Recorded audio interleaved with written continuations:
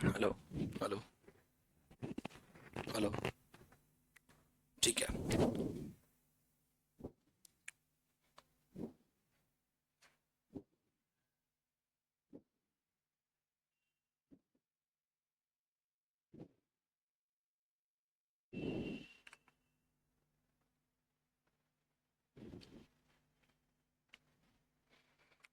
चलो, कल क्या पढ़ा था?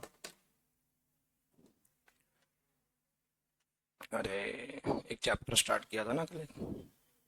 कौन सा? So what we have done and what we have started yesterday. So initially start यहीं से किया था। सोर्स ऑफ लॉ क्यों पढ़ रहे हैं, क्या है इसके अंदर, then what is the context around law, ये पढ़ा था अपन ने कि लॉ की नीड क्या है, लॉ है क्यों, और लॉ का मतलब क्या है ideally. And afterwards we have started with jurisprudence. याद आ रहा है कुछ? So this we have done jurisprudence. अब जूरिस्प्रूडेंस का बेसिक मीनिंग क्लियर दिख नहीं रहा है क्या? ओके। सो जूरिस्प्रूडेंस का basic meaning is all about the knowledge of law. और when we are talking around law तो फिर वो सब कुछ जूरिस्प्रूडेंस ही कहलाता है। ठीक है। मॉड्यूल घर पे जाके किसी ने गलती से देखा था क्या? अरे मॉड्यूल देखा था घर पे जाके? नहीं। मॉड्यूल आए हो? फिर से स्टार्ट करता हूँ। एक चीज बताना चाह रहा हूँ यहाँ पे कि this chapter weightage is 8 to 10 marks. 2 से 3 बार की रीडिंग इस चैप्टर को ग्रिप बनाने के लिए लगेगी अलोंग विथ योर क्लासेस। केवल अगर ऐसा सोच रहे हो क्लास के बाद हम 2-3 महीने बाद इस चैप्टर को वापस से पिक करेंगे, मैं गारंटी बोल रहा हूँ पूरा भूल जाओगे। So make your own notes, reading while from your module, उससे रीड करते रहो डेली के डेली। आपकी बहुत सारी चीजें अपने आप ग्रिप पे आ जाएंगी along with notes. So notes में तो क्रिस्प करके दे दिया, बट जब आप पूरी चीज पढ़ लेते हो, उसको शॉर्ट और समरी फॉर्मेट में पढ़ते हो, बहुत आसान लगता है पढ़ना। तो वो मिस मत करना, क्योंकि वेटेज है इस चैप्टर का ऐसा। और ओवरऑल जितने यूनिट्स, जितने चैप्टर्स आपके पास हैं, उसमें से अच्छा खासा वेटेज ही रखता है सोर्सेज ऑफ लॉ। और मॉड्यूल में देखोगे तो 50-55 पेजेस का है। ठीक है। चलो। सो जूरिस्प्रूडेंस अपन ने पढ़ा था, डिफरेंट टाइप की अप्रोचेस पढ़ी थी। अप्रोचेस ऑफ जूरिस्ट अपन ने देखा था, कौन कौन सी अप्रोचेस उनकी होती हैं। देन फेमस जूरिस्ट देखे थे, जिसमें से one of them is salmon, जो मैंने बताया था कितने इंपॉर्टेंट है। 2 लोगों के नाम बताए थे। एक और कौन से भाई साहब बोले थे यहाँ पे? ऑस्टिन। अभी आगे मिलेंगे। देन अपन ने जेरेमी बेंथम के हिसाब से पढ़ा था कि इनका व्यू पॉइंट क्या है।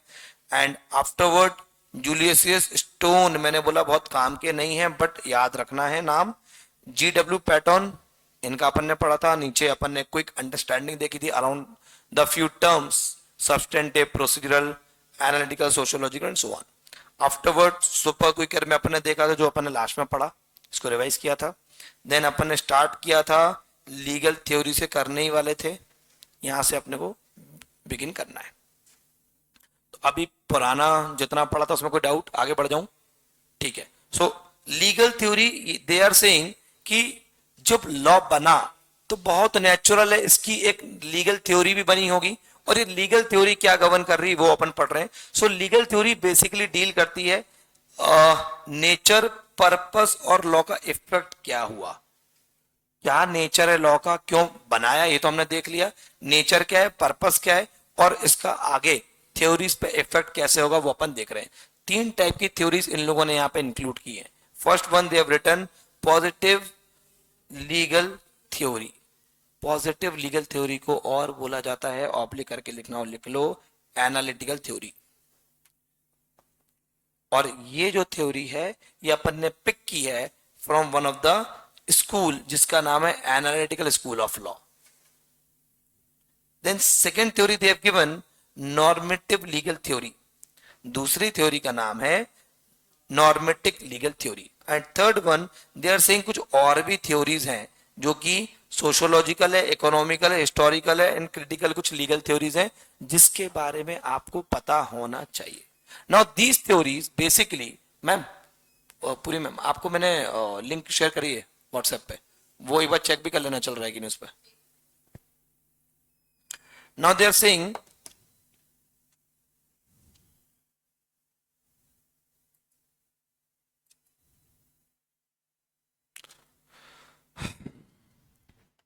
जो पहली वाली थ्योरी है पॉजिटिव लीगल थ्योरी, जिसको एनालिटिकल भी बोला जाता है, ये इस पे फोकस करता है लॉ क्या है और उसका मेन फंक्शन क्या है, हाउ इट वर्क्स। तो पहले तो ये बोला जो पहली वाली थ्योरी है which is your positive legal theory, ये बोल रही है कि लॉ किस पे फोकस कर रहा है उसका और ये काम कैसे करेगी। Number two, normative legal theory, इसका कहना है जो फोकस है वो इस पे कि लॉ बनाया क्यों, what law ought to be, चाहता क्या है, यूटिलिटी क्या है। Third theory which is your other theories, अच्छा ये जो थ्योरीज हैं ये अपन ने पिक करी है स्कूल्स ऑफ लॉ से, आप चाहो तो वहां पे लिख देना ये स्कूल्स ऑफ लॉ ही है। तो कुछ स्कूल्स ऑफ लॉ हैं जो अभी अपन पढ़ने वाले हैं, जिसकी इन्होंने उन्हीं में से कुछ कुछ थ्योरीज निकाल ली हैं बाहर। अब कुछ कुछ थ्योरी में इसमें सबसे पहली थ्योरी है नॉट वर्किंग, यहां तो दिख रहा है कि ये है आयुष वन, तो फिर आप हो तो सही।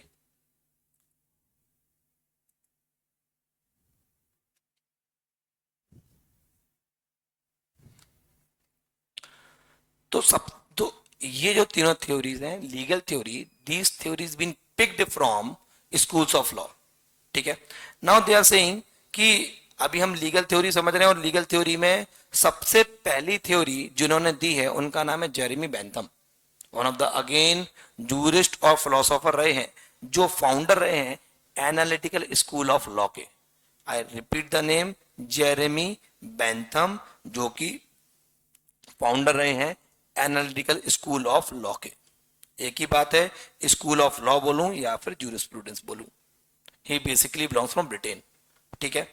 अब इन्होंने क्या डेफिनेशन दी है लॉ की, इनने बहुत अच्छा, ये जो यहां से अपन जेरेमी बेंथम के बारे में पढ़ने वाले हैं, जिनकी थ्योरी है थोड़ी सी इंपॉर्टेंट है, 3 नंबर का एक बार क्वेश्चन आया था 2021 में, ठीक है, मार्क करके रख लो, यहीं पे लिख लो 2021 का इन पे क्वेश्चन आया था and the question was very easy, they were just asked about the theory written by Jeremy Bentham along with इनके 8 एस्पेक्ट, ये 8 एस्पेक्ट जो भी अपन पढ़ेंगे ये भी पूछे थे 3 नंबर में। सो क्योंकि सब्जेक्टिव पेपर है तो वो भी आपसे चाहते हैं कि आप पूरा पेपर में पूरा आंसर लिखो, सो 3 नंबर इतनी आसानी से नहीं देगा चेकर। नाउ द फाउंडर जो जेरेमी बेंथम है, इनने लॉ की डेफिनेशन थोड़ी अलग बताई, इनने अलग डेफिनेशन बता के बोला law is an expression of sovereign will commanding behaviour. तो लॉ का मतलब वो है जो सोवर्निटी के बेसिस पे चलता है और जो कमांडिंग वाला बिहेवियर रखता है लाइक हिटलर, वो लॉ है, ऐसा बेंथम का कहना था। हम माने नहीं माने इसकी बात नहीं कर रहे, ठीक है। नाउ इनका जो कॉन्सेप्ट था, इनने बोला 2 चीजों पे लॉ ने काम किया है, वन इज पेन और प्लेजर प्रिंसिपल। तो इनका कहना है ह्यूमन एक्ट बहुत इन्फ्लुएंस होता है, जहां पे पेन है वहां पे प्लेजर नहीं है, जहां पे प्लेजर है वहां पे पेन नहीं है। तो जब इंसान को पेन होगा तब वहां पे सही लॉ काम करेगा, at the time of pleasure law बहुत ज्यादा काम नहीं करेगा। तो इन्हें अपनी एक प्रिंसिपल बना के दे दिया कि जो लॉ का कंसेप्ट है वो पेन और प्रिंसिपल के थ्योरी पे चलता है। और दूसरा इन्होंने कॉन्सेप्ट बनाया लॉस फंक्शन, जो बहुत ज्यादा काम करता है on the ground of happiness और यूटिलिटी। तो मैं रिवाइज कराता हूं, अपन जिस थ्योरी को पढ़ रहे हैं उसका नाम है एनालिटिकल स्कूल, और ये जो एनालिटिकल स्कूल है इसको ही बोला जाता है पॉजिटिव लीगल थ्योरी। और यही जो स्कूल है ये मेनली इसके मेन फाउंडर इस थ्योरी के रहे हैं जेरेमी बेंथम साहब। ये कहां को बिलोंग करते हैं, ब्रिटेन को। ये क्या बोलना चाह रहे हैं, ये बोलना चाह रहे हैं law is basically expression of sovereign will, और जो लॉ है वो 2 प्रिंसिपल पे काम करता है। पहला principle pain and pleasure principle, point number 2 law's function, मतलब लॉ का फंक्शन क्या होगा, यूटिलिटी। देखो आज हमारे देश में अगर कोई भी लॉ कोई भी कानून इंप्लीमेंट होता है तो उसका यूटिलाइजेशन देखेगा पार्लियामेंट। आप सभी को पता है लॉ कैसे बनता है, अरे बेसिकली लॉ कैसे बनता है। सो लॉ के लिए सबसे पहले प्रेजेंट किया जाता है बिल, और बिल कहां रखा जाता है, पार्लियामेंट में।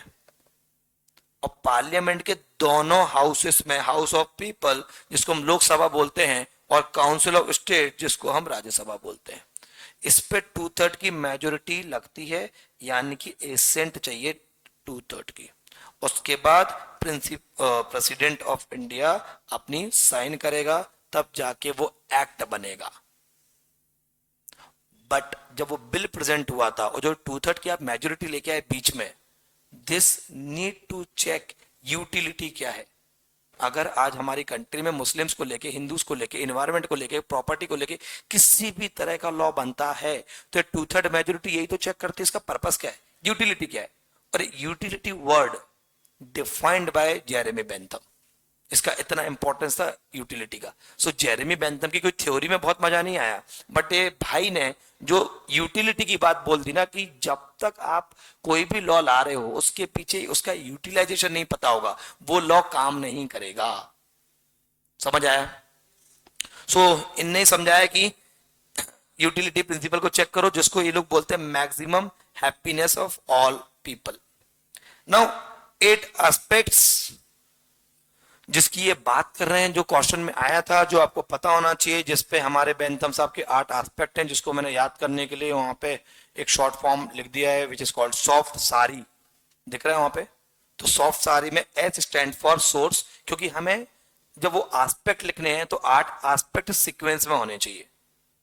सीक्वेंस में होने चाहिए मतलब ये पूरे होने चाहिए सॉफ्ट सारी के। मतलब एस भी चाहिए, ओ भी चाहिए, एफ भी चाहिए, टी भी चाहिए, सारी का SAREE भी चाहिए। And H stand for source, तो इनने बोला लॉ बेसिकली ओरिजिनेट हुआ है सोवरेन विल से, लोगों की विल से, सोवरेनिटी से। ठीक है। देन दूसरा, लॉ का जो ऑब्जेक्ट है वो गोल और पर्पस लॉ चाहता क्या है, जिसको हमने अभी बोला यूटिलिटी। देन तीसरा, फोर्स। फोर्स क्या रहेगा? Law is backed by the motivation to obey. Law ही बताएगा, लॉ एक अपने आप में मोटिवेशन देगा, इसको फॉलो क्यों करना चाहिए। आपको मोटिवेशन भी तो देते ही ना लॉ, ट्रैफिक रूल्स फॉलो क्यों करने चाहिए, उस यही तो उसका मेन ऑब्जेक्ट है कि आप मोटिवेटेड रहोगे तभी तो आप फॉलो करोगे। सो ये लॉ देता है। देन दे आर सेइंग, अब यहाँ पे टी लिखा था which is basically for extend, मुझे मिला नहीं शॉर्ट वर्ड डालने को तो मैंने टी डाल दिया, विच स्टैंड फॉर एक्सटेंड।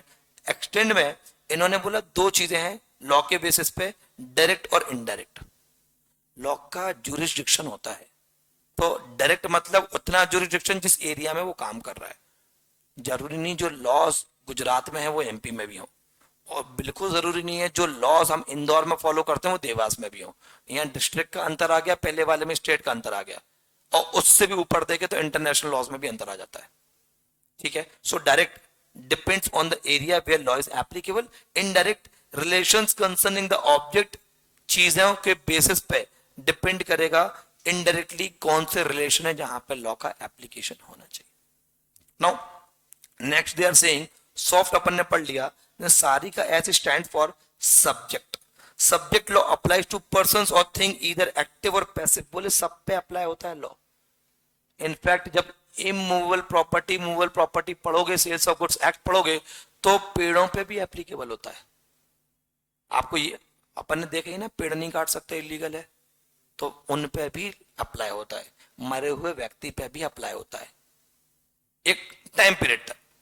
अब why law been implemented on dead व्यक्ति, मरे हुए व्यक्ति पे कैसे होगा? On the basis of will. लिख के तो वही गया ना जो चला गया। सो कुछ कॉन्टेक्स्ट ऑफ लॉ बहुत जगह तक एक्टिव हो, पैसिव हो, हर तरह के पर्सन पे, हर तरह की चीजों पे एप्लीकेबल होता है। मूवेबल प्रॉपर्टी पे भी होता है, इमूवेबल प्रॉपर्टी पे भी होता है। तो लॉ हर जगह एक्टिव है। सो इनका बोलना है सब्जेक्ट मैटर, बोले कोई भी उठा लो, सब पे लॉ एक जैसा एप्लीकेबल है। ये हमारे बेंथम जी ने 8 एस्पेक्ट दिए हैं। देन ए, उनने बोला ये एस्पेक्ट क्या होना चाहिए?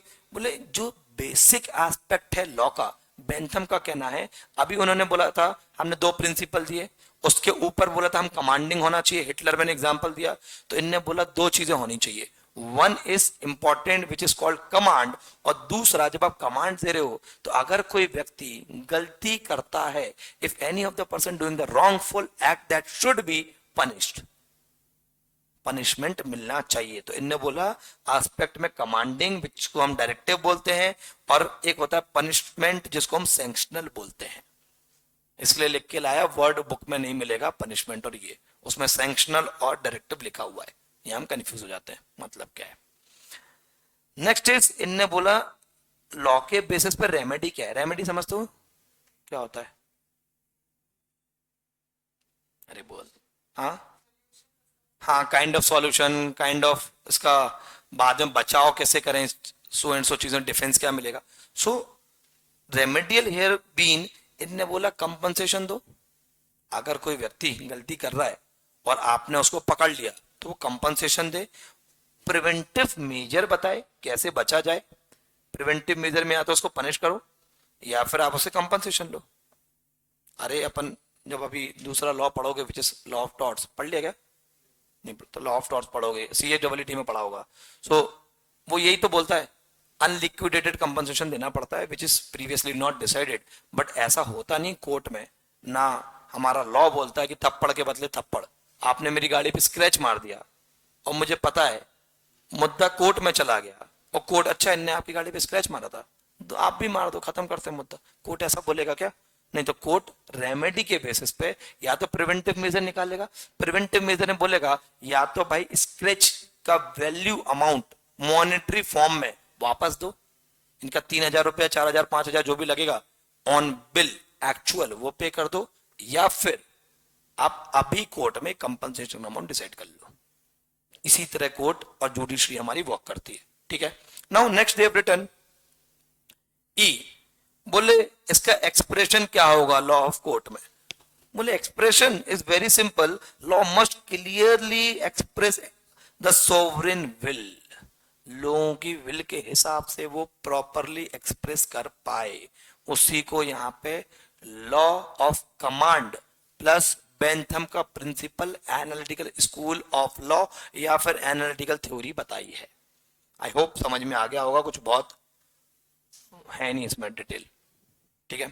Now they are saying completeness of law कब आएगी। बोले जब हमारे देश में इंटीग्रिटी हो जाएगी, जिसको हम कंप्लीट स्ट्रक्चर, पर्पस, वर्ड्स सब कुछ लिखा हो, और दूसरा हमारे देश में यूनिटी आ जाए ताकि हम सब लोग एक जैसे फोकसफुली एक कॉमन गोल पे काम करेंगे। देन मैंने पहले ही बताया था पढ़ने के पहले कि जितने जूरिस्ट के बारे में हम पढ़ेंगे, जितने फिलोसोफर के बारे में पढ़ेंगे, बहुत नेचुरल उसको क्रिटिक भी करेंगे। अरे हमारे देश में कोई परफेक्ट है? बस पहले भी नहीं हुआ करते थे, इनको भी क्रिटिसाइज कर दिया, 5 पॉइंट लिख दिए। पहला क्रिटिसिज्म का पॉइंट लिखा, reduce law only to command. ये तो अपने को सुनते ही समझ में आ रहा था गलती कर रहा है, कि लॉ केवल कमांडिंग तक नहीं है। अगर आप केवल कमांड करोगे, केवल लीडरशिप दिखाओगे, ईगो दिखाओगे, हिटलर लाओगे बीच में, तो लॉ काम सही तरह से नहीं करेगा, आप बहुत सारी चीजें इग्नोर कर जाओगे। और यहां पे तो वो इग्नोर कर ही रहा है कि पावर किसको देना है। इनने कहा डिटेल में बोला प्रेसिडेंट, पार्लियामेंट, प्राइम मिनिस्टर, हम पावर किसको देंगे। इनने बोला ऐसा ऐसा कर लो, अरे कैसे, तो वो कैसे नहीं बताया, ये भूल गए कैसे बताना। Then secondly neglected customs as a source of law. Bentham बता ही नहीं पाया कि देश में कस्टम, हम इंडिया में है, और इंडिया में अगर आप कस्टम नहीं बता रहे हो तो नेचुरली कोई अगला लेके आएगा क्रिटिस की भाई कस्टम को भी एक सोर्स ऑफ लॉ रखो, जो अपन आगे पढ़ेंगे अभी, ठीक है। दूसरा क्रिटिक पॉइंट मिला, अच्छा criticism of each and every philosopher याद रखना है। वो कैसे आप याद रखोगे मुझे नहीं पता, बट याद होने चाहिए। 110% क्वेश्चन आएगा, ये आपको लिखना पड़ेंगे। 1 जून से एग्जाम है ना, CS एग्जीक्यूटिव के पुराने वाले बच्चे, इनका अटेम्प्ट है 1 जून से। पता है नहीं पता, 2 बार साल में पेपर होते हैं, जून और, तो तुम्हारे पेपर कब है? जो पुराने वाले बच्चे थे इनका पेपर है फ्रॉम 1 जून, और आई थिंक GIGL पहला ही पेपर है, तो अपने को पेपर भी मिलेगा, पता भी चलेगा यहाँ से क्या पूछा। सो इस 2-3-4 दिन का वेट और कर लेते हैं तो आपको समझ में आ जाएगा चैप्टर का इंपॉर्टेंस क्या है। सो आई एम सेइंग आपको ये रियलाइज अपने अंदर करना पड़ेगा कि इसमें बहुत सारी चीजें लर्न करने की भी हैं। लर्न तब करोगे जब आप उसको maximum number of times read करोगे, डायरेक्ट रट्टा मारोगे नहीं होगा, ठीक है। तीसरा, third point, overlooked importance of जज मेड लॉ। तो जो हमारे बेंथम साहब थे, इनने अपनी थ्योरी में जो जज लॉ बनाते हैं, आइडियली अभी अपन ने पढ़ा लॉ कौन बना रहा है, पार्लियामेंट। अब लॉ दो तरह से बन सकता है, कुछ कुछ लॉस को इनके सॉल्यूशंस ऐसे भी होते हैं जहां पे जज को इमीडिएट कुछ लॉस बनाने पड़ते हैं, काइंड ऑफ जहां पे पर्सनल लॉस एप्लीकेबल होते हैं। अब हम पढ़ेंगे आगे जजमेंट लॉस, ठीक है। जैसे अब जजमेंट लॉ पे क्या चलता है, law of taught. Law of taught is never been an act, कभी एक्ट रहा ही नहीं वो। तो वो कैसे चलता है, या तो प्रीवियस डिसीजन पे या फिर जजमेंट लॉस। तो जो बेंथम साहब है, इनने भी जज मेड लॉस पे ज्यादा फोकस कर लिया। समझ पड़ा, ठीक है। देन नेक्स्ट इज, इन्होंने जो सब्जेक्टिव बात बोली है, बोली प्लेजर पेन टेस्ट कर लो। जहां पे प्लेजर है वहां पेन नहीं होगा, और जहां पेन होगा वहां प्लेजर नहीं होगा, ऐसे कुछ कुछ तो भी बात कर ली, ऐसे लॉ नहीं बनेगा। तो इसको इन्होंने क्रिटिसाइज कर दिया। Next last, increase in happiness of one group में हार्म अनदर। इनने बोला लोगों को खुश होने की बहुत जरूरत है, हैप्पीनेस वाला फैक्टर लाओ। तो इनने बोला जो जिन्होंने क्रिटिसाइज किया, उन्होंने बोला अगर आप हैप्पीनेस ले आओगे और पर्टिकुलर एक ग्रुप में रहेगी, भाई अलग अलग ग्रुप में हमारा देश डिवाइडेड है, ठीक है। तो एक ग्रुप में अगर हैप्पीनेस आ गई तो दूसरा ग्रुप नेचुरल है दिक्कत में जाएगा। और जब वो दिक्कत में जाएगा तो आपने फिर इस पॉइंट को सही तरह से रखा ही नहीं है, which is a critic point, ठीक है। So these are the points of criticism given by Bentham theory. कोई डाउट? पक्का एक बार क्विकली रीड कर लो, नोट्स है सभी के पास, ऊपर से वापस से पढ़ना फ्रॉम लीगल थ्योरी, एक ही पेज है हार्डली। और प्लीज ट्राई करा करो मॉड्यूल ला पाओ तो। मॉड्यूल है सभी के पास? अरे नहीं है, किसी के पास भी नहीं है, ठीक है। फोटो कॉपी करा लो, ऑनलाइन अवेलेबल है, फर्स्ट यूनिट फर्स्ट चैप्टर के सोर्स ऑफ लॉ के।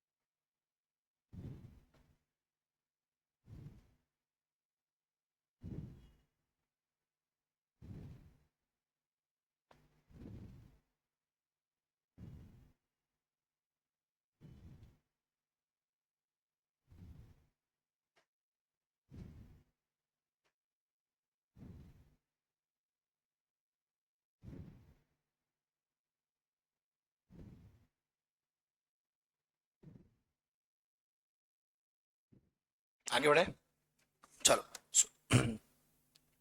अब यहाँ पे टोटल हमारे पास जितने फिलोसोफर्स हैं, हमने सबसे पहले कौन सा पढ़ा, जेरेमी बेंथम भाई साहब। अब यहीं से बता देता हूँ, अपने पास टोटल है, नीचे तक गिन लो एक बार, नोट्स हैं।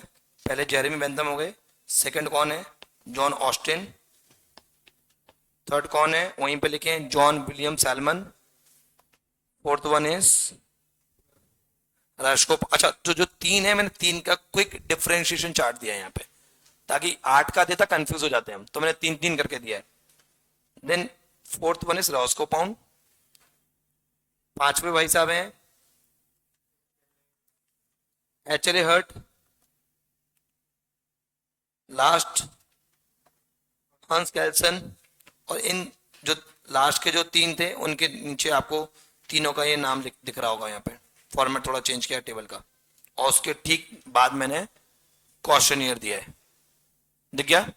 सो फ्लो ये है अपना कि we have to learn around 6 odd jurist के फिलोसॉफी और थ्योरी हमें पढ़ना है पता होनी चाहिए, जिसमें से अभी हमने केवल बेंथम की पढ़ी।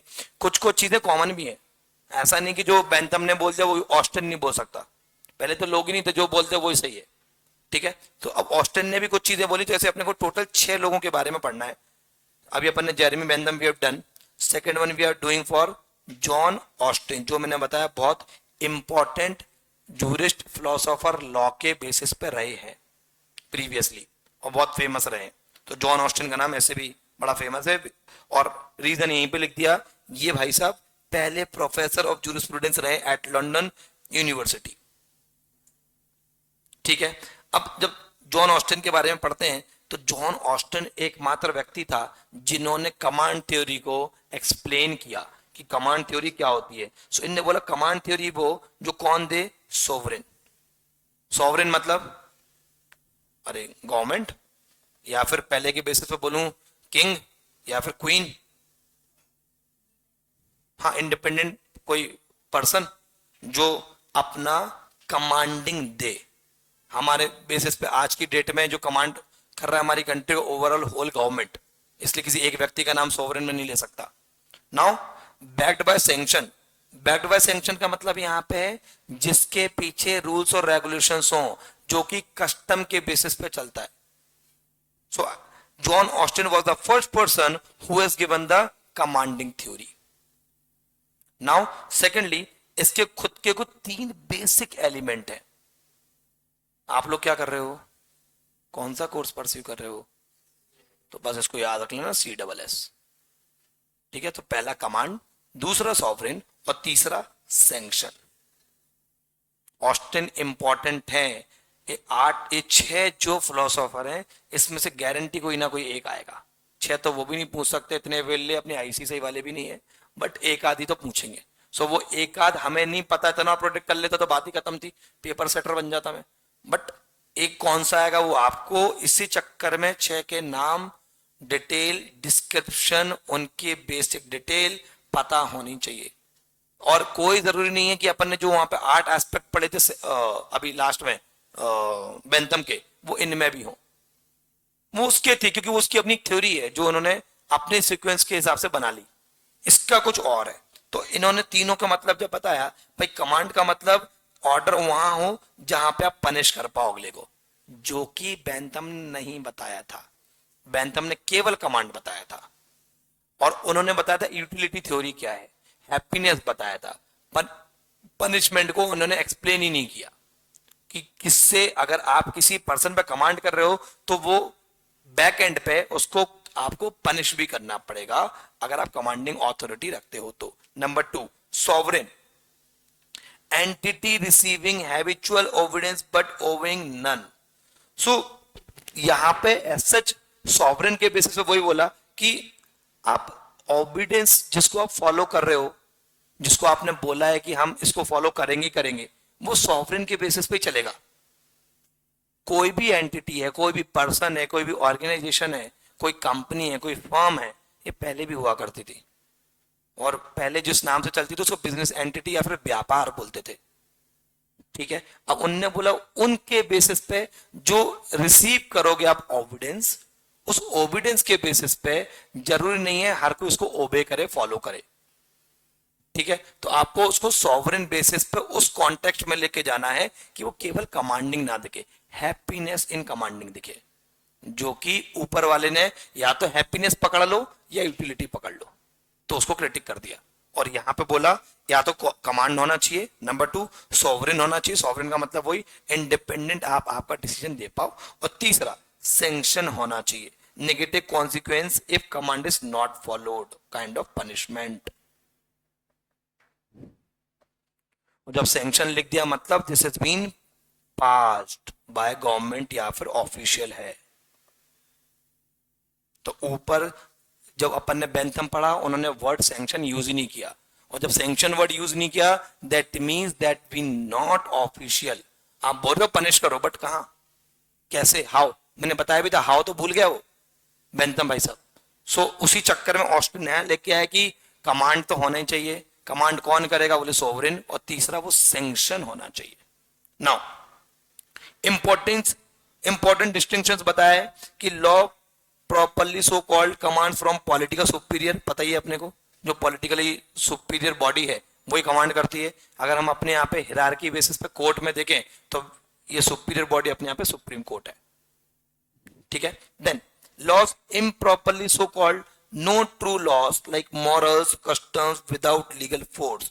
आप इमोरल काम हमारे देश में नहीं कर सकते। हमारे देश में आप बिना कष्ट, जो लॉफुली कस्टम नहीं बने हैं उसको आप फॉलो कर सकते हो, जो लॉफुल है उसको फॉलो करना ही पड़ेगा, ठीक है। नाउ इनको भी क्रिटिसाइज कर दिया, छोड़ेंगे किसी को नहीं। सो क्रिटिसिज्म में इनको लिखा कि भाई, मैंने फिर से बताया था कि जरूरी नहीं है कि एक अगर जूरिस्ट ने कोई बात बोली वो दूसरा रिपीट नहीं करेगा, करेगा। कमांड उसमें भी था, इसमें भी। इसने मेन फोकस ही कमांड पे किया, और बेंथम ने जो मेन फोकस किया था वो यूटिलिटी पे किया था, ठीक है। अब इनने कमांड किया तो हमें तो वो भी समझ में नहीं आया, हम परफेक्ट लगते ही नहीं हमें किसी को। हम आमिर खान को घोषित कर चुके वो परफेक्ट नहीं, तो ये तो कोई नए लोग हैं। सो इनको भी परफेक्ट नहीं माना, इनको क्रिटिसाइज किया, और क्रिटिसाइज उसी ग्राउंड पे किया कि भाई क्या बात करो, केवल कमांड, वेलफेयर ऑफ लोग कहां जाएंगे, लोगों का वेलफेयर की तो बात कर लो।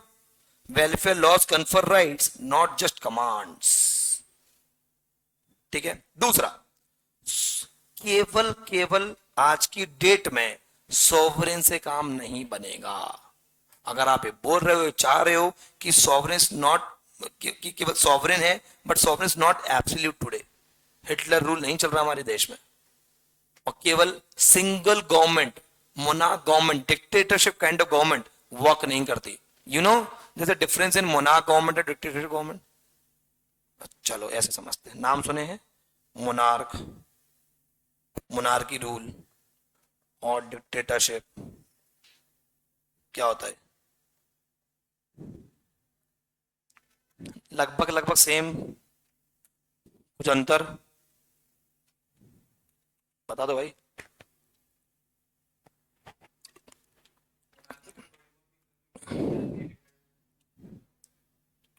नहीं, सो दोनों अपने आप में गवर्नमेंट है। कहीं कहीं अब बहुत ऐसी चुनिंदा कुछ कंट्रीज जहाँ पे मोनार्की रूल, डिक्टेटरशिप रूल चलता है। पहले हमारे देश में भी चला है, जापान में तो डिक्टेटरशिप चली है। सो जापान में जो डिक्टेटरशिप है, या कहीं भी किसी कंट्री में डिक्टेटरशिप है, तो डिक्टेटरशिप का मतलब होता है हिरार्की के बेसिस पे नेक्स्ट, सॉरी, डिक्टेटरशिप का मतलब होता है फोर्सफुली गवर्नमेंट खुद बना लेंगे, किसी से नहीं पूछेंगे, हम अपने राजा हैं सो हैं, जो उखाड़ना उखाड़ लो। मोनार्की गवर्नमेंट में क्या होता है, ये हेरिडिटी पे चलता है। आपने पढ़ा होगा ना, किंग 1, फिर किंग जॉर्ज 2 आया, फिर जॉर्ज 3 आया, ये हेरिडिटी चल रही है, that is called monarch government. तो यहां पे ये बोलना ये चाह रहे हैं कि आज की डेट में ना मोनार्क है ना डिक्टेटरशिप है। तो जो सॉवरेन गवर्नमेंट है that is not absolutely fine today. हमें जो फॉलो करना है हमारे देश में, कॉन्स्टिट्यूशन को फॉलो करना है, इंटरनेशनल लॉज को फॉलो करना है, और भी देश में कई सारे लॉज हैं जिसको हमको फॉलो करना है, that are not depend on only single man, या एक पर्सन की गवर्नमेंट से नहीं काम चलेगा। तीसरा, फिर से क्रिटिसाइज किया, जजेस also create law not only apply it. जज लॉ भी बना भी सकता है, केवल अप्लाई नहीं कर सकता। ये भूल गए थे बताना, ऊपर वाले ने कवर किया था तो हमने उसको क्रिटिसाइज कर दिया, इसने भाई ने बोल दिया तो हम फिर उसको क्रिटिसाइज कर दिया। क्रिटिसाइज से मतलब, क्रिटिसाइज इसलिए किया कि जो अगला व्यक्ति बताएगा वो इन दोनों चीजों का ध्यान रखेगा, ठीक है। Next, international laws was wrongly ignored.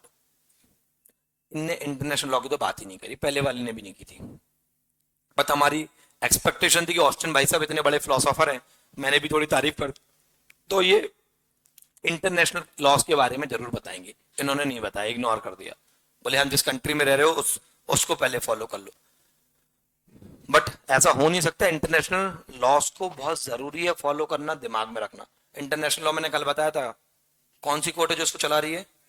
ICJ, international court of justice. हर कोई आईसीजे का पार्ट नहीं हो सकता।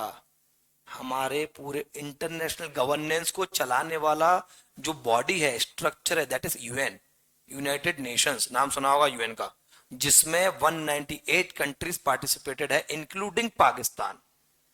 तो अभी जब वो आपने ध्यान दिया होगा बिफोर सिंदूर, अरे सिंदूर समझ गए ना नाम से। सो बिफोर सिंदूर हम बार बार जो इंटरनेशनल बॉडी को लेके चले थे अपने दिमाग में, कैसे खुन्नस आ रही थी, अरे उड़ा दो, अरे आप तो दो मिसाइलें गिराओ, मोदी जी कहाँ इतना दिमाग लगा रहे हो, but it's not so easy because UN also part of you, sorry Pakistan is also part of UN. तो हम कुछ भी मेजर स्टेप नहीं ले सकते थे, क्योंकि बाकी कंट्री हमारे अगेंस्ट हो जाएगी तो हमारी बैंड बच जाएगी। अमेरिका ने कुछ बोला नहीं था, रशिया का सपोर्ट पता ही था, चाइना का सपोर्ट पता ही था। So these are the major concerns जिसके बेसिस पे यूएन चलता है।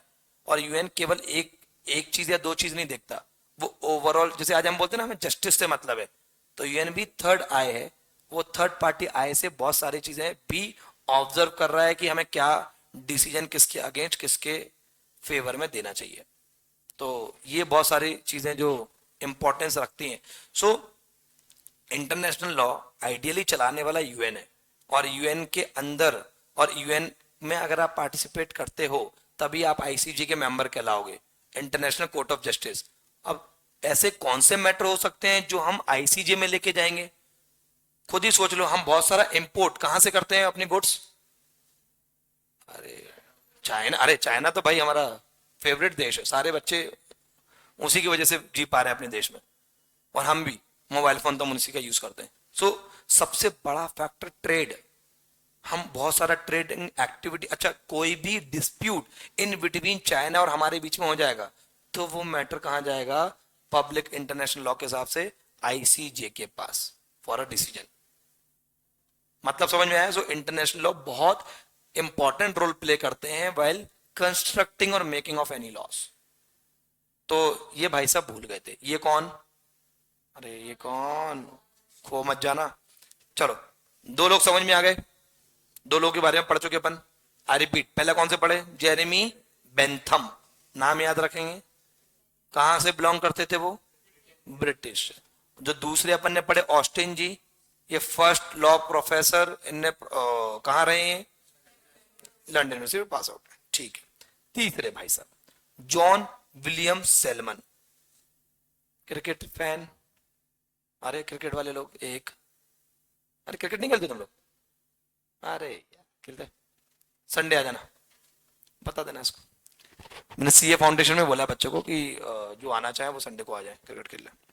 तो क्रिकेट में एक न्यूजीलैंड क्रिकेट टीम है, तुम नाम तो समझ जाओगे, विलियमसन्स और विलियम वाले सरनेम आपको न्यूजीलैंड में मिलेंगे। तो ये जो भाई साहब का नाम मैंने रचेता है, जो क्या नाम है इनका? जॉन विलियम सेलमन, और विलियम बीच में लगा हुआ है, मतलब ये कहां से बिलोंग करते हैं? न्यूजीलैंड। तो सरनेम ही वहीं का है, विलियम। देन इनका पर्पस क्या है? इनका पर्पस है laws primary aim is the administration of justice. Law के बेसिस पे जस्टिस का सही एडमिनिस्ट्रेशन होना चाहिए। अगर मैनेजमेंट ही सही नहीं है तो कैसे जस्टिस दोगे आप? तो इन ये बोलना ये चाह रहे हैं कि एडमिनिस्ट्रेशन ऑफ जस्टिस प्रॉपर होना चाहिए किसी भी कंट्री में लॉ इन्फोर्स करने के पहले। And he is saying there is a distinction, और लगभग एक लाइन का डिफरेंस है between a law and the law. अगर हम अंग्रेजी के हिसाब से देखें तो भी तुमको समझ में आ रहा होगा, आ लॉ और द लॉ में अंतर है। द लॉ जब हम ओवरऑल लॉ की बात कर रहे हो, आ लॉ मतलब हम कोई स्पेसिफिक लॉ की बात कर रहे हैं। ठीक है। सो अब स्पेसिफिक स्टैट्यूट की अगर हम बात कर रहे हैं तो यहां पे मैंने मीनिंग समझाया, भारतीय न्याय संहिता, जिसको हम पहले के जमाने में आईपीसी बोलते थे। और दूसरा द लॉ मतलब ब्रॉडर सेंस में बात कर रहे हैं, तो द प्रविद्य आना चाहिए, आप प्रविद्य आना चाहिए। मैं तो नॉर्मली पूछ रहा हूं, अंग्रेजी का टीचर नहीं बट फिर भी पूछ रहा हूं। आ और दा मतलब नाम में के पहले, तो हम आ और दा कहां लगाते हैं? हाँ, ऐसे थोड़ी होता है यार, फिर दा आशीष नायक हो जाएगा। दा द सीएस आशीष नायक, मतलब सुनने में मजा नहीं आया। Very good. बट फिर हम बॉस, जब ये जैसे एग्जांपल करो, Taj Mahal, Taj Mahal is a noun, अरे है कि नहीं नाउन? तो फिर उसके आगे हम दा क्यों लगा रहे हैं, दा ताजमहल?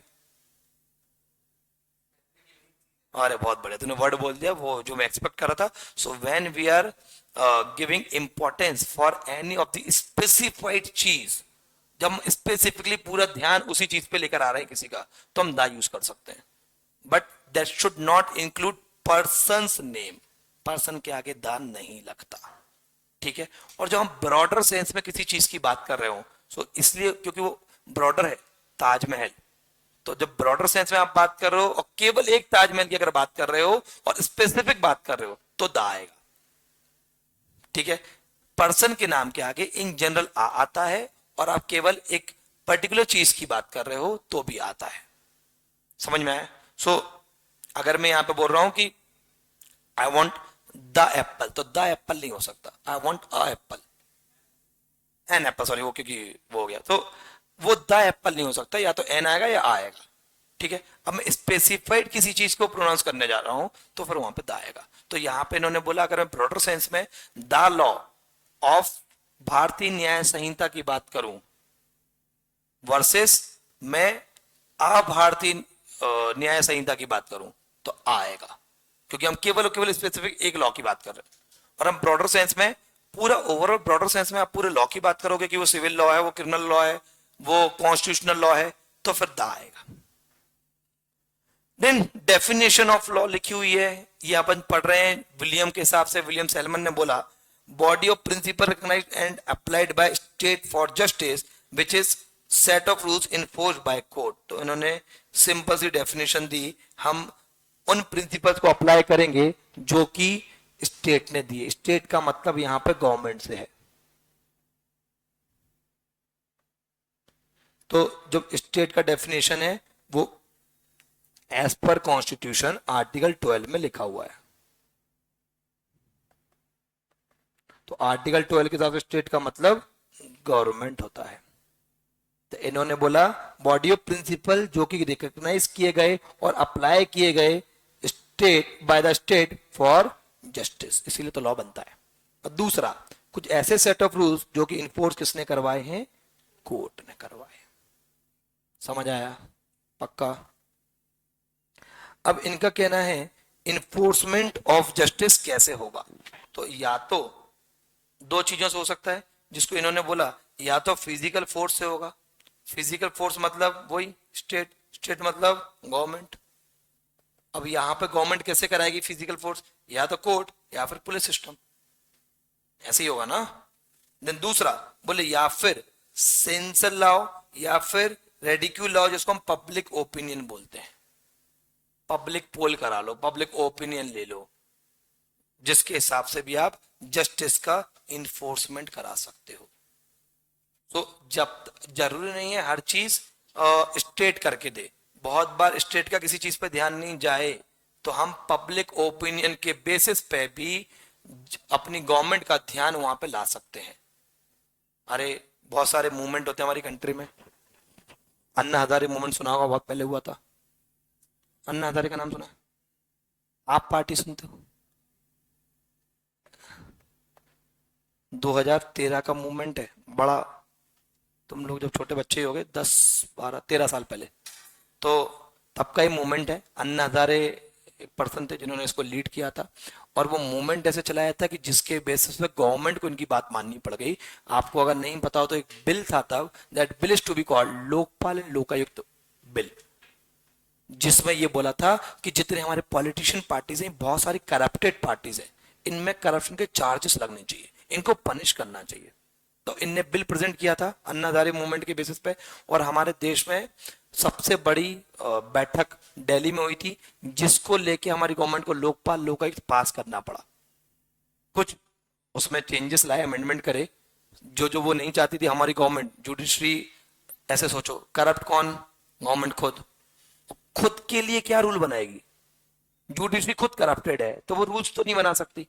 अब जब रूल्स नहीं बना सकती तो फिर उन चीजों को एक्सेप्शन में रख दिया कि इसमें प्राइम मिनिस्टर नहीं आएंगे, इसमें ये लोग नहीं आएंगे, पार्लियामेंट का कोई भी पर्सन नहीं आएगा, एक्स प्राइम मिनिस्टर भी नहीं आएंगे। जब ये सब लोग हटा ही दिया आपने, फिर पास कर दिया, तो इनका काम भी हो गया जो मूवमेंट कर रहे थे इतने टाइम से, और गवर्नमेंट का काम भी होगा कि ये लोग पब्लिक को भरी सभा में लेकर नहीं आए, क्योंकि पब्लिक अगर आएगी तो उनको नेचुरल है कुछ ना कुछ ओपिनियन के बेसिस पे इन्फोर्समेंट ऑफ जस्टिस करना पड़ेगा। समझ आया? So these are the two things जो इन्फोर्समेंट ऑफ जस्टिस के बेसिस पे विलियम सेलमन ने बताई थी.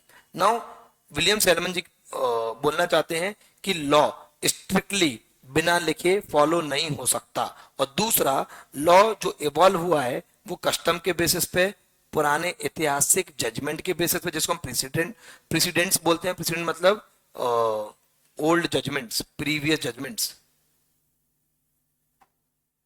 या फिर statutes over the time. Statutes मतलब वही लॉ इन्फोर्स, उसके बेसिस पे अभी तक लॉ इवॉल्व हुआ है. अभी जब हम दो लोगों के क्रिटिसिज्म पढ़ चुके थे, ऑस्टिन के और बेंथम के, तो ये सैलमन विलियमसन भी हाथ से ना जा पाए, तो इनको भी अपन ने क्रिटिसाइज कर दिया. और क्रिटिसाइज किया तो इनके केवल 3 पॉइंट लिखे. पहला, सम लॉस आर अनजस्ट. तो अनजस्ट लॉ जो कि प्रॉपर लॉ नहीं है वो जस्टिस नहीं दिलवा सकता. दूसरा, law serve many purposes not just justice. So law केवल जस्टिस का काम नहीं करता, लॉ बहुत सारे पर्पसेस सॉल्व करता है, like awareness with in the people, like discipline with in the people and so on. तो केवल और केवल वो पनिश नहीं कर रहा है, केवल जस्टिस नहीं दे रहा है, बहुत सारी चीजें कर रहा है. Then second, limited jurisprudence only to national laws, ignored universal justice. मतलब काइंड ऑफ इंटरनेशनल लॉ भूल गए भाई साहब, इनने भी नहीं समझाया. यूनिवर्सल जस्टिस मतलब वही इंटरनेशनल लॉ भूल गए. समझ आया? पक्का? अब फटाफट ये तीनों के डिफरेंशिएशन चार्ट वापस से ऊपर से तीनों पढ़ना, सेल्फ रीड करना. ऊपर से तीनों जो अपन ने अभी पढ़े, we have started from Jeremy Bentham, Bentham के बाद ऑस्टिन, ऑस्टिन के बाद सेल्वन विलियम. ये तीनों एक बार रीड करो with quick differentiation in chart. कोई डाउट हो तो अभी पूछ लो.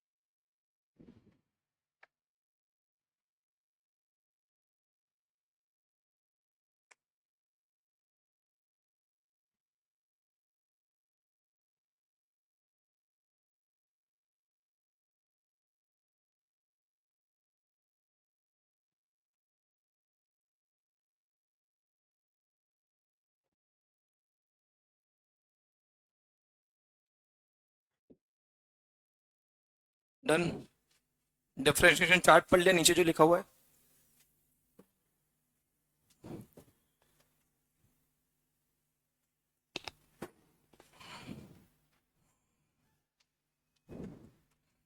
चलो,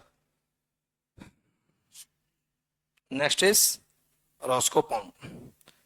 अब नाम से समझ में आ रहा होगा भाई, रॉस्को पाउंड कहाँ के हैं? अरे यार, पाउंड अमेरिका. अच्छा सॉरी, नहीं अमेरिकन लीगल स्कॉलर है यार ये. हाँ अमेरिकन है. हाँ ब्रिटेन का भी है. हाँ, तो Roscoe pound basically belongs from, मतलब मुझे 100% मुझे भी नहीं पता है कहाँ के, बट अमेरिकन स्कॉलर रहे हैं, पढ़ाई लिखाई अमेरिका में की है. बट जहां तक मुझे याद है, इन्होंने जो अपनी थ्योरी बनाई थी वो इंग्लैंड से ही बिलोंग करते थे. 99% मुझे ऐसे याद है. सो देख लूंगा एक बार कहाँ से. सो रॉस्को पाउंड ने जो मेन कंसर्न दिखाया वो दिखाया सोशल और सोसाइटी इंजीनियरिंग पे. ये सोशल टूल या सोसाइटी को चेंज करने के लिए आए थे और इनको भी क्रिटिसाइज किया गया. ठीक है. अब रॉस्को पाउंड की जो बेसिक थ्योरी है वो यही बोलती है कि सोशियोलॉजिकल जूरिस्प्रूडेंस के बारे में बताएंगे। अच्छा, सोशियोलॉजिकल एक स्कूल ऑफ लॉ भी है, ठीक है। उसी के बारे में इन्होंने बताया कि लॉस को इंटरप्रेट कैसे करना है विद इन सोसाइटी, और सोसाइटी का ध्यान कैसे रखना है, वो बहुत इंपॉर्टेंट है। क्योंकि ये चाह रहे थे कि सोसाइटी में कॉन्फ्लिक्ट किसी भी बेसिस पे ना हो। अब कॉन्फ्लिक्ट किसी भी बेसिस पे ना हो तो आपको सोसाइटी का बहुत हद से फैक्चुअली ध्यान रखना पड़ेगा। तो इन्होंने उस थ्योरी को आगे बढ़ाया। अब जब इन्हें आगे बढ़ाया तो इनका कहना है, पाउंड कंपेयर्ड द बेसिक, जो इनका प्रेजेंटेशन था, with this theory of social engineering. मैंने पहले बताया कि बेसिकली जो आए थे अपना टूल लेके आए थे कि हम सोशल इंजीनियरिंग अपनी सोसाइटी में लेके आऊंगा, और उसी की इन्होंने थ्योरी को आगे गवर्न किया।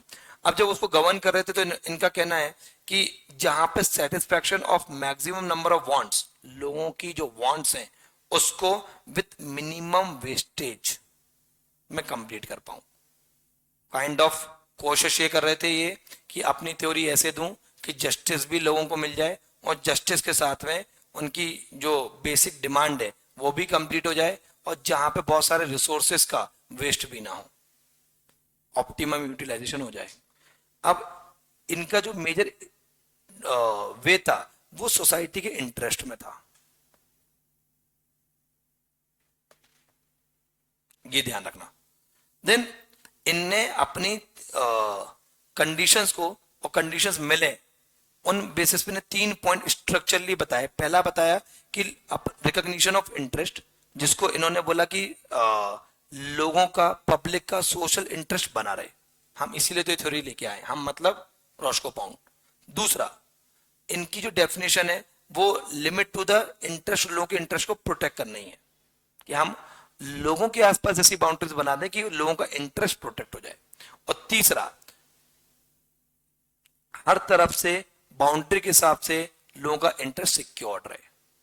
तो आइडियली ये चाह वही रहते कि कहीं से कहीं तक लोगों के इंटरेस्ट को दांव पे ना लगाएं, या वो कहीं से भी हद हद से हद वो सिक्योर्ड रहे, ठीक है। रिस्क में नहीं डालना चाह रहे थे, क्योंकि जब तक लोगों का इंटरेस्ट नहीं होगा। अच्छा, आइडियली ये जो लोग अपनी थ्योरी बना रहे थे, ये क्यों बना रहे थे पता है भाई? जितने जूरिस्ट अपन देख रहे हैं, चौथे जूरिस्ट है, ये थ्योरी क्यों बना रहे हैं अपनी?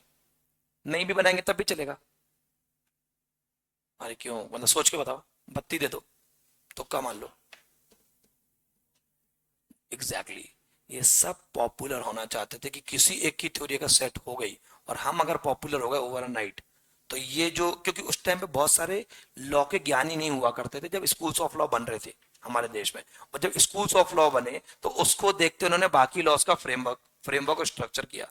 तो जब जैसे जैसे आपको थ्योरीज में ऊपर नीचे दिख रहे हैं, वैसे वैसे नए नए थॉट्स आ रहे हैं, ठीक है। अब अच्छा, कुछ कुछ कीवर्ड आपको याद भी रखना है। जैसे अभी अपन ने जेरेमी बेंथम पढ़ा, फिर अपन ने ऑस्टिन के बारे में पढ़ा कि वो लंदन यूनिवर्सिटी से पास आउट थे। अब ये जो रॉस्को पाउंड है, जिसे इनका इतना जरूर याद रख लेना, अमेरिकन स्कॉलर थे, बिलोंग कहां से करते हैं मुझे भी याद नहीं है। सो कीवर्ड याद रखोगे तो कीवर्ड के बेसिस पे आप आंसर सही लिख पाओगे।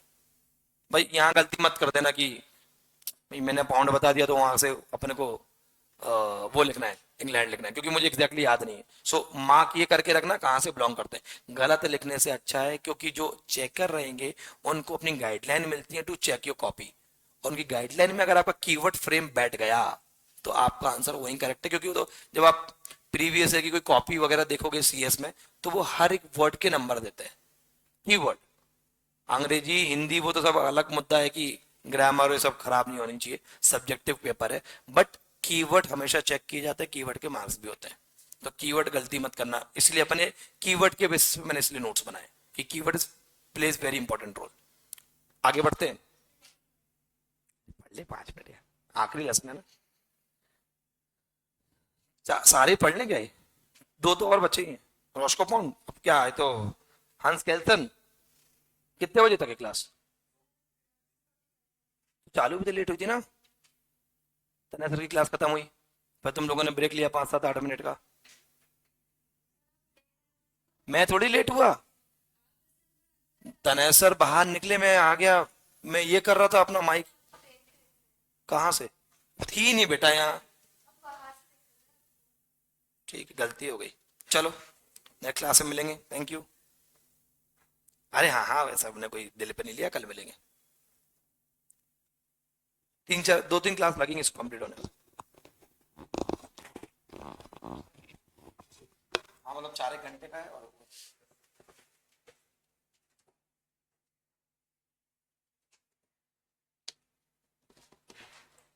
भाई कोई क्रिकेट खेलने आना चाहे संडे आ जाना।